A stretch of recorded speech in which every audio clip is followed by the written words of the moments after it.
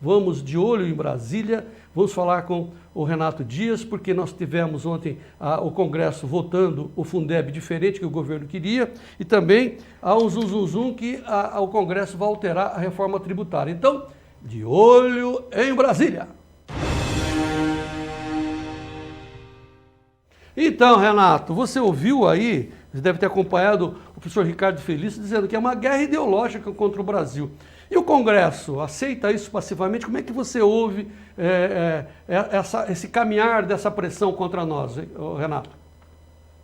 Pois é, João, é incrível, né? O Brasil acho que tem a legislação mais rigorosa, né? Mais forte aí no sentido de preservação. Em nenhum lugar do mundo você tem o que a gente tem aqui como reserva legal, APP, tudo isso.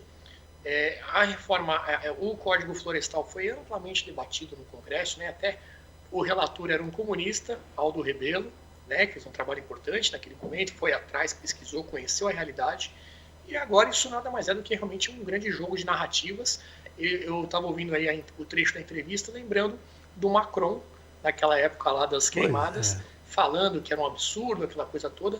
Foi justamente na época, João, em que houve aquela assinatura do acordo com a União Europeia, né, do Mercosul, que ia possibilitar aí muito mais exportação dos nossos produtos, com menos barreiras, e é claro que eles vão reagir, ainda mais a França, que tem um setor agrícola ali muito forte, muito unido, então obviamente existe um interesse por trás, e eles ficam com esse discurso aí de ecologia, bota aquela menina lá, Greta Thunberg, para falar, e tem gente que cai nisso, isso que é o mais triste, né?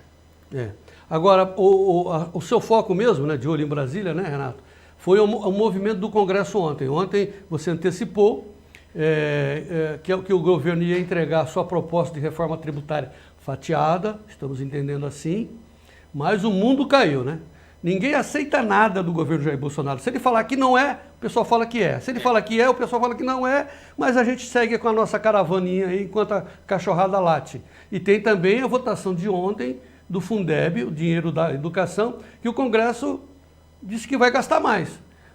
Renato, me diga uma coisa, de onde vai sair esse dinheiro?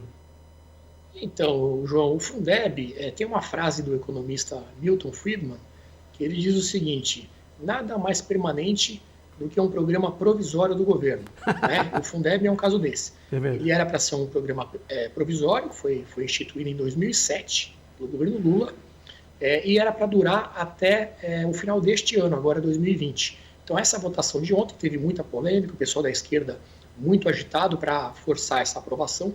O governo, no primeiro momento, era contra, tanto é que houve aí várias tentativas de obstrução, que é quando você tenta adiar a votação, ter mais discussão. Então houve requerimentos para obstruir essa votação ao longo do dia, mas no final, quando chegou a noite, o governo acabou desistindo, né, de enfrentar essa guerra aí, e foi aprovado com ampla maioria, inclusive até a maior parte dos congressistas apoiadores do governo votou a favor do Fundeb. Aumenta o gasto com educação básica, né, que é esse fundo. Vamos lembrar que o Brasil já é um dos países que mais gasta com educação no mundo, percentualmente em relação ao PIB, né? Então não é falta de dinheiro, não é falta de recurso, é falta de gestão e é toda aquela ideologia que infelizmente existe em torno da educação. A gente gasta pra caramba e tem os últimos lugares nos rankings aí de educação, né? Então foi votado isso ontem. E sobre a reforma tributária, João, tem essa questão aí também do pessoal ter uma má vontade, né, com tudo que vem do governo, mas nesse caso, essa matéria especificamente é muito complicada. Qualquer que fosse o presidente, seria muito complexo você aprovar uma reforma tributária. Mais até, eu diria, do que a reforma da Previdência. Porque a da Previdência é aquela coisa, ou passa ou não passa, está muito claro o que vai mudar. Na tributária você tem os diferentes setores. Então você faz uma mudança que é boa para a indústria, por exemplo, mas é ruim para a área de serviços. O outro, o pessoal do comércio, quer que mude uma outra alíquota. Então, são muitos interesses antagônicos, muitas vezes, e a pressão fica muito forte, cada um puxando para o seu lado. É muito difícil, por isso até essa estratégia de fatiar, começar por aquilo que todo mundo mais ou menos concorda, e mesmo essa primeira proposta de juntar o PIS e COFINS, o pessoal do serviço, o pessoal de hotelaria, por exemplo, está reclamando muito, porque aumenta muito o imposto deles, sai de 3 e poucos por cento para quase 12%. Né? Então, vai ter muito ajuste no meio desse caminho, a conversa vai ser longa em cima disso. Não, ontem o Paulo Guedes fez uma frase extremamente importante. Ele diz assim: é a política que define o ritmo das reformas. Não adianta. Os deputados estão lá em Brasília porque você votou, eu votei, nós os colocamos lá. Na próxima, né, pensem duas vezes, ao invés de trocar só, não estou falando para todos, pelo amor de Deus, né, trocar o seu voto por uma camiseta, né? Então tem gente, agora, Renato, não vamos generalizar, tem gente muito competente lá dentro do Congresso e a gente tem que realmente dar mão à palmatória e dizer que a proposta do governo vai ser melhorada no Congresso, porque isso está sendo discutido há muito tempo, não é? Pois é.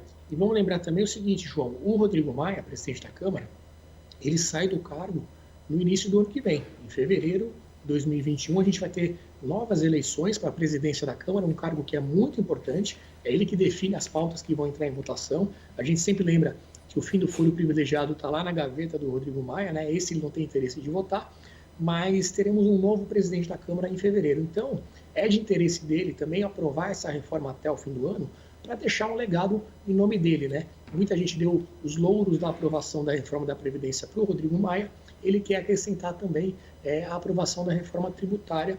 Então, por isso até existe esse esforço do Congresso, o Maia colocando para pautar isso logo, porque ele sabe que daqui a pouco ele não está mais na presidência da Câmara. Quer que seja no mandato dele, a gente espera que isso passe e na sequência vem a reforma administrativa, João. Essa sim também é muito importante para diminuir os gastos do governo, né? A gente sabe também que em ano de eleição, como é esse ano, ninguém vai querer mexer nisso, né? Você vai mexer ali na remuneração do servidor, existe aí toda uma classe muito unida, né? Em ano eleitoral, então nem deputado quer votar, nem prefeito quer que mexa nisso, então fica sempre para o ano que vem, que aí sim, acabou de ter eleição, você consegue mexer nisso daí.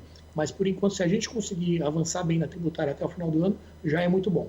Assim, né, Renato? Vamos deixar muito bem claro a importância da democracia. Porque quando você joga qualquer discussão lá no Congresso, tem 400 que batem palma, e tem 10, 12, 20 que vão no contraditório e começam a revelar e puxar coisas que muita gente não quer ver exposta para a opinião pública. No caso dessa administrativa, qual é o problema? O problema é que a gente diz assim, gastos do governo, parece que está lá o Jair, né, gastando, nada disso. Isso. São despesas compromissadas, efetivas, que ele tem que pagar. E principalmente de gente que deita, que mama deitado, isso, né?